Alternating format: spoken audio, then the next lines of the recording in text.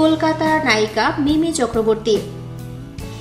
প্রথমবারের মতো মায়ের চরিত্রে মিমিকে দেখা গেছে শিবপ্রসাদ মুখোপাধ্যায় ও নন্দিতা রায়ের পোস্ত সিনেমায়।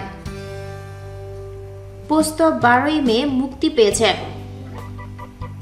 মিমি ছাড়াও বিভিন্ন চরিত্রে আরও অভিনয় করেছেন সৌমিত্র চট্টোপাধ্যায়, লিলি চক্রবর্তী, যিশু সেনগুপ্ত, পরাণ বন্দ্যোপাধ্যায়, সোহিনী দাশগুপ্ত, বাবু সুপ্রিয় প্রমুখ। আপাতত কাজ নিয়ে ব্যস্ত এই নায়িকা, তবু আলোচনায় আসছেন মাঝে মধ্যে। নির্মাতা রাজ চক্রবর্তীর সঙ্গে তার দীর্ঘ প্রেমের ইতি হয়েছে কয়েক মাস আগে। এ বিষয়ে মুখ খুললেও এখন আর এ নিয়ে একেবারেই কথা বলতে চান না অভিনেত্রী মিমি চক্রবর্তী।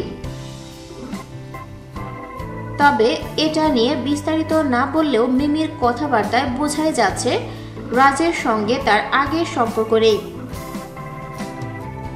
সম্প্রতি ভারতীয় মিডিয়া এ বেলায় দেয়া সাক্ষাৎকারে তেমনটাই জানিয়েছেন মিমি। প্রশ্ন করা হয় কোন পরিচালকের সঙ্গে কাজ করে সবচেয়ে বেশি এনজয় করেছেন। উত্তরে বলেন, ওভাবে কোনো একজনের নাম বললে ঠিক হবে না। রিসেন্টলি অরিন্দম শীলের সঙ্গে কাজ করলাম, দারুণ লেগেছে কাজ করে।